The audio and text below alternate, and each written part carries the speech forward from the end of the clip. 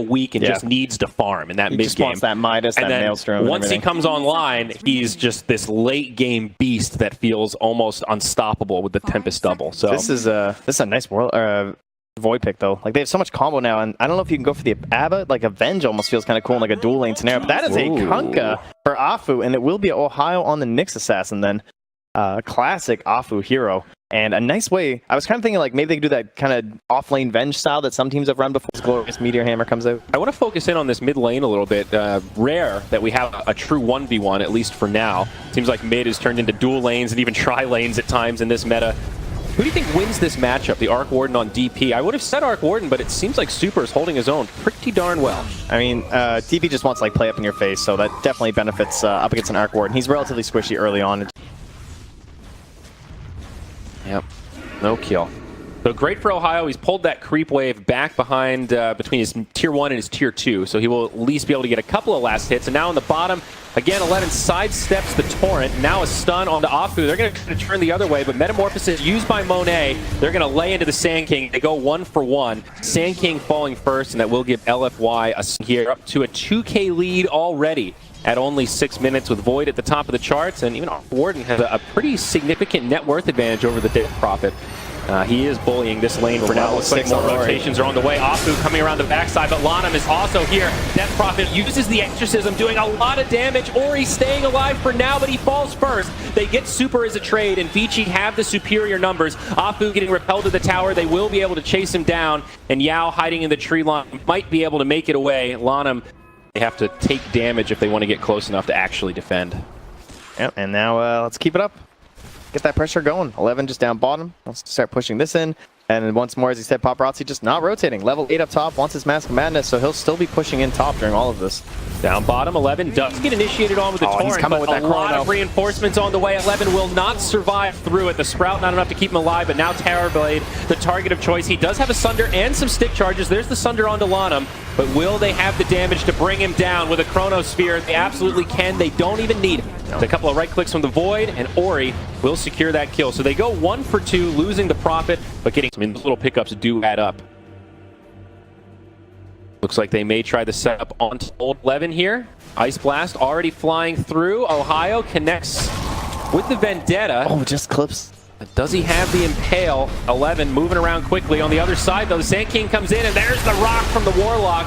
Sunder comes out as Monet, taking a lot of damage. He will be pushed back. No Metamorphosis for 30 seconds. Gotta watch this Chrono, though. Paparazzi wants it. There it is. Chrono dropped on top of the Terrorblade. The follow-up damage will be there. Kunkka Boat comes in, but it's a little too late to save him. It does, however, get a counter kill on the Void. So 1 for 1 on the cores, but now Ori comes in the backside, laying a lot of damage into the backline with the Warlock Golem just charging forward. LFY probably won't take any more casualties, but their entire team being repelled right now. Also, no Exorcism for another 10, so a tough time to take a fight. Yeah, because they're so far behind, though, that is going to become a victory there for LFY. Like, you trade favorably with a Chrono going down, too. Ohio trying to save his tower as well. The Ice Blast. It connects on 3, and Ohio sets it up on 11. Fenrir probably going to go down as well. Afu getting very low. The Golem will give him that last punch, but a big sign of life for LFY. Super not going to be able to stop that TP from Ori and have a slightly better farm distribution. Their 3 cores all very close to each other right behind the TB. Yeah, and you're going to get this 3.5 thing that happens with the Kunkka and the Sang, or the Kunkka and the Nyx Assassin, right? He always suffers from this if he doesn't get a bunch of kills. Initiation onto Afu and a Chrono on 2 from Paparazzi. They're going to focus down the Death Prophet. He may be the first to fall, but the Kunkka helps break it up a little bit. Rock comes down. And LFY just out of options. It's a triple kill for 11. And Ohio going to get brought down as well. He ends up with the Ultra.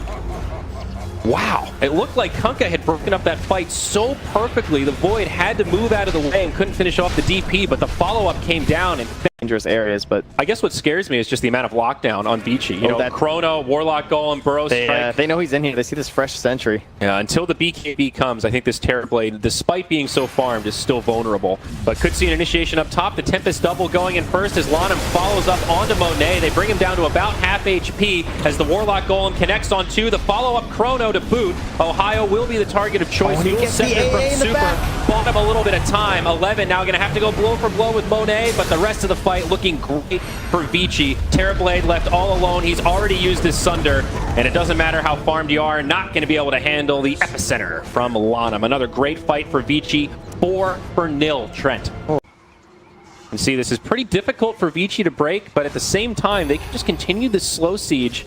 And since the glyph is down, very hard for LFY to stop this little chip damage on their tower. You can just keep sending in this Tempest double, and there's not really much you can do. Chrono comes in, connects on 2, the Death Prophet in a lot of trouble. She may be the first to fall, and she will. Now the Rock to follow up. Monet in the front lines, but where's the damage? Everyone on Vici pretty healthy. The Time Walk will help Void just a little bit, but they do bring down Fenrir. It's a 1 for 2, and in the back line, 11 doing a lot. Now the epicenter comes, huge damage onto the Terrorblade. Monet does still find the Sunder. However, Lanham's still alive. He gets off the dust, and he does help secure the game on TB. BKB super, he's caught back. He wants to clean this up. Ori now in a lot of trouble. He's getting so low, and he will be brought down, but DP gets destroyed to boot. Buybacks on both sides now as the Arc Warden wants to get back into this fight. Afu. Yeah, good timing here. They're controlling up Paparazzi. Might be able to bring him down. He does still have the Aegis as well. So even if they bring down Paparazzi, he's coming back. Now the Mute flies, and this Kunkka is going to be done for. They killed Ori once, but I don't know if they'll be able to kill him again. The Nullifiers are doing so much work as TB gets repelled back to the well.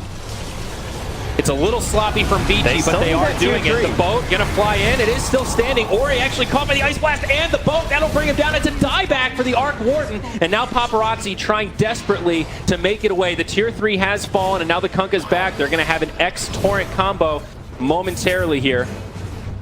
Void, he's eating the cheese. He pops the BKB, and he'll just TP out. Looks like he'll be able to make it. No, they don't know. No confirmed vision. Vici very split up right now. This does present an opportunity for LFY. Very hard to capitalize on, especially now that the smoke is broken. Yeah, they know where they're all postured. Oh, beautiful stun to set things up as Paparazzi jumps in. Chrono on 3. The Ice Blast will fly through, but the damage has been done. The Rock follow-up. Monet almost gets off the Sunder, but he'll be the first casualty of this fight. Super with the BKB on, pops the Exorcism, but he's on the run. They'll finish off Yao. Afu trying to TP, does make it out, but with 2 dead, without buyback, Vici will feel very safe taking this Roach and securing another cheese and now the Refresher Shard for themselves. They make these heroes look broken. Yeah. Every single fight, it's a 2 or 3 man Chrono, and then instantly it's followed up by the Rock. This is the no diggity double strats coming out here from Vici Gaming. They study those Cinder and replays, and it's going to good use, man. They are not getting out of this tournament. They're sticking into it. 25k net worth lead now. Super just about to lose his Exorcism. They are scouted out, and this could almost be the final fight. 11 gets initiated on. He's very low, but so is Ohio. The Yule Scepter buys him a little bit of time. The Prophet just buys back straight away, and now DP is locked down inside of the bubble. The Nullifier doing so much work, and the boat from Kunkka really not going to do a hell of a lot. Yule Scepter buys him a second, but Ori secures a double kill.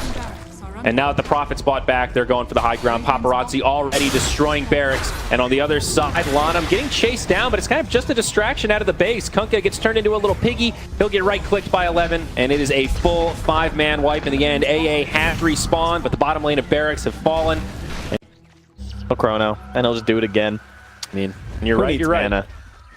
Except for Lanham, getting rid of those mana boots. He's swapped in the Daedalus now for the power trips. Alright, so he's not going to walk in, he's going to waddle in and do the Chrono. My mistake.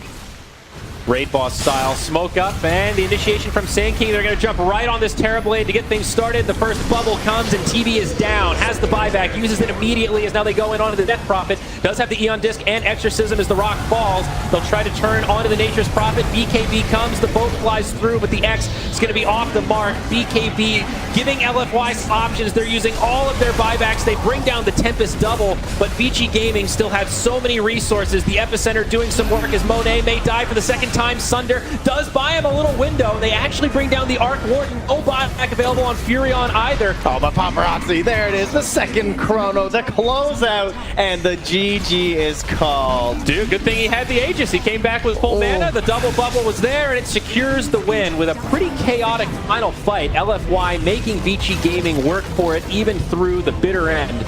But congratulations to Vici. They continue their lifetime in the tournament.